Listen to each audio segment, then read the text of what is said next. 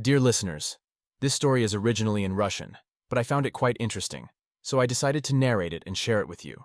To not miss the upcoming tale, subscribe to the channel below this video, and also remember to like and share your thoughts in the comments.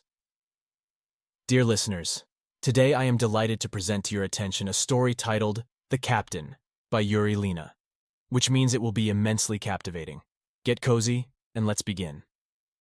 This year, autumn lingered for a long time.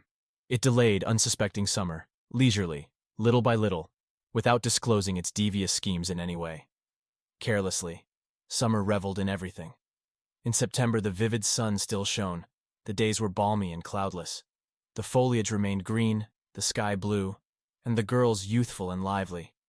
And it appeared that there would never be an end to this merriment. But in early October, a north wind gusted, and everyone promptly realized who was in charge.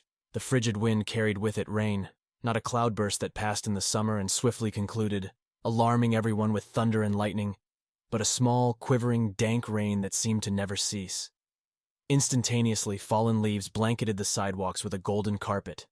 From the relentless rain, it quickly dimmed and became slick. The wind tried fruitlessly to rip it off the asphalt, attempting to pick it up by the tattered edges. But the fallen leaves, as if with their final strength, clung to the sidewalk to the death, as if they yearned to prolong and postpone the losing summer. And then the rain was supplanted by frosts. In the puddles pulled taut with a film of ice, the faint autumn sun glittered twice. Its light was unsteady and discomforting. Gazing at this light, one longed for the night to arrive as soon as possible. But it didn't get simpler in the darkness either. The fluid, somehow shivering light of street lamps over the night pavement instilled even greater melancholy and imbued hopelessness in people's hearts.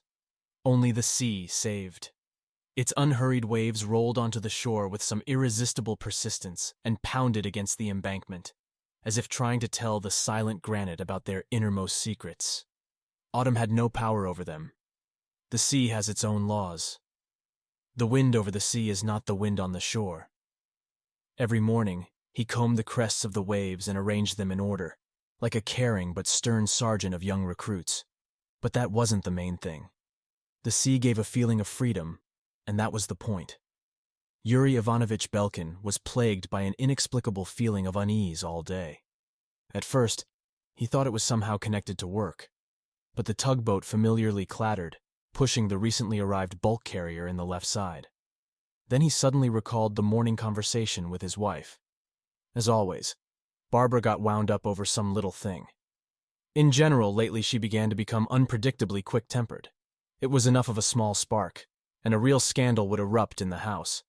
The reason for it could be anything. An unwashed plate, an undone table in the kitchen.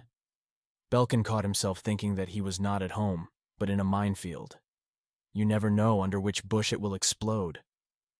Yesterday's visit to the doctor didn't add to the mood either.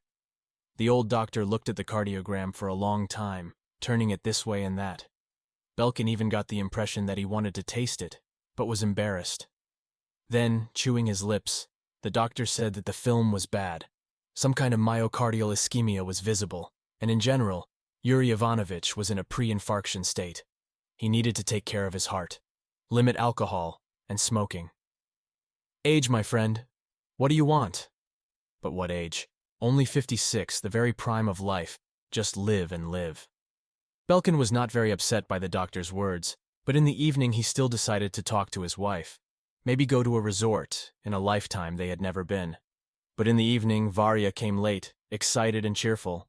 In general, recently she often stayed late at work, referring to a heavy workload. After all, she is now the head of the department, and is responsible for the work of the entire team. And in the morning there was this scandal. Yuri Ivanovich loved and pitied his wife. Having lived with her for more than 30 years, he still adored her like a boy. Everything was good for them, only there were no children.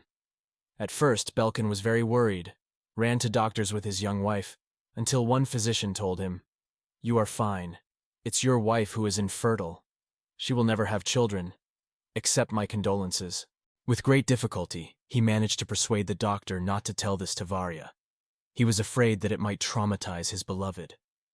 Throughout all the years they lived together, he did his best to support Varya's dream of a child.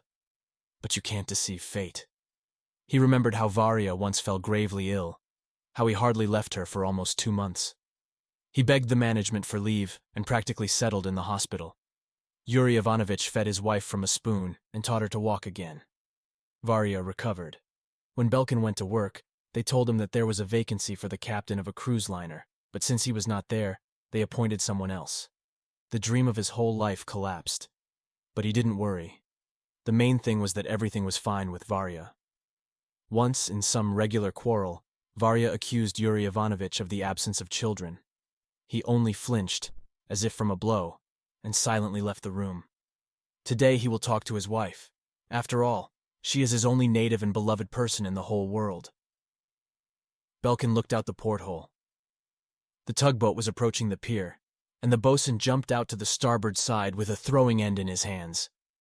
The tugboat familiarly buried its rubber tires in the pier, and the bosun, who had jumped onto the pier, wound the mooring rope around the paired bollards on the tugboat. The port anchor was released. Everything, the end of the working day. Belkin put on a cap with a waterproof top, straightened the collar of his sweater, and fastened his warm pea jacket. Today, more than ever, he was drawn home. Yuri Ivanovich looked at the sea, took a deep breath, and along a wooden trail with driven crosspieces so as not to slip, went ashore. Waving to his assistant, he unhurriedly headed towards the house. Belkin lived not far from the port area in a 2-room apartment of an old 2-story house. Once, the young captain, and he received an apartment in it. There was no limit to joy. He remembered how, with a young and blooming Vera, he arranged his housing, how he and his wife were waiting for a baby to appear at any moment. But time passed, hopes melted, and everyday life sucked in.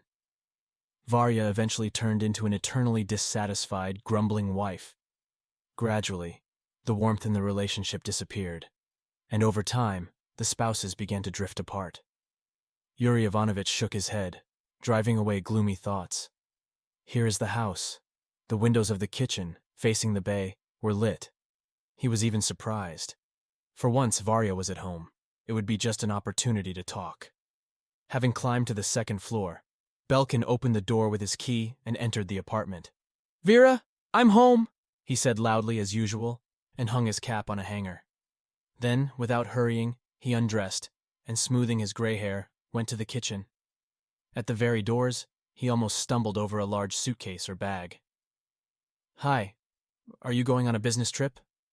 He was surprised to see that there was no dinner on the table. Vera was standing by the window, nervously fiddling with the belt of her dress. "Yura, sit down. We need to talk." Yuri Ivanovich thought that she knew about his visit to the doctor. He already wanted to tell her that nothing was wrong, everything was normal, he would cope. But Vera suddenly said, "Yura, I'm leaving you. You are good, but I love another. This happens in life. I will be happy with my new beloved. Forgive me if you can." "So, but what about me?" Belkin realized that his words sounded childish. He suddenly thought that Varya was joking, that she would laugh now and say, "Well, are you scared? And what about you? I gave you 30 years, the best years of my life. And what? Nothing? And now I want to be a loved one, at least at the end of my life. That's all. Goodbye." Putting on her coat, Varya grabbed her suitcase, threw the bag strap over her shoulder and almost ran towards the exit. The front door slammed. Belkin felt that he lacked air. He opened the window and heavily sat down on a chair. The moon was rising over the bay. The silver path of moonlight stretched across the water almost to the house itself. He saw the edge of the rapidly darkening sky, and the white silhouettes of gulls crucified in the sky. Somewhere far away they were singing a song. In Cape Town port, with Coco on board, Jeanette was fixing the rigging. For a moment it seemed to Belkin that it was not a moonlit path, but a ladder to a huge ocean liner, the same one that he dreamed of commanding all his life. He got up and went to the majestically frozen ship of his dreams. He walked easily, as if there was no burden of years lived behind his back, no sick heart, and no wife who had just betrayed him. It seemed to him that the crew had lined up on deck to meet him. He desperately wanted to put his hand to the visor of his old cap with a waterproof top. And suddenly the body was pierced by an unbearably sharp pain and darkness fell. God, what a scoundrel! Mine is also good. Fell for his tales. Vera looked gloomily at the snow-covered trees flashing by the taxi window. 2 months after her triumphant arrival to her lover, he dragged a young girl into the house and was caught by Vera at the scene of the crime. At that moment, it was as if the veil had fallen from her eyes. How? How could she exchange her husband for this? She remembered Belkin's eyes, in which unbearable pain lurked. Varya shuddered. Heartless, how could she? Well, nothing. Now I'll come, beg his forgiveness, and everything will be as before. She dragged her suitcase to the second floor and tried to open the door with her key. Strange, it didn't work out. Had he changed the locks or what? Varya pressed the doorbell button. Behind the door, a bell rang, and the call was different. The door opened. A young woman stood on the threshold, and the squeak of a child was heard from the apartment. Who do you need? The woman looked Varya over with an appraising gaze.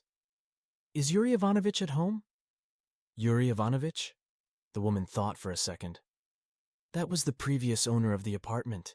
He passed away 2 months ago already. He had no relatives, so the shipping company buried him. And this apartment was given to us as a young family.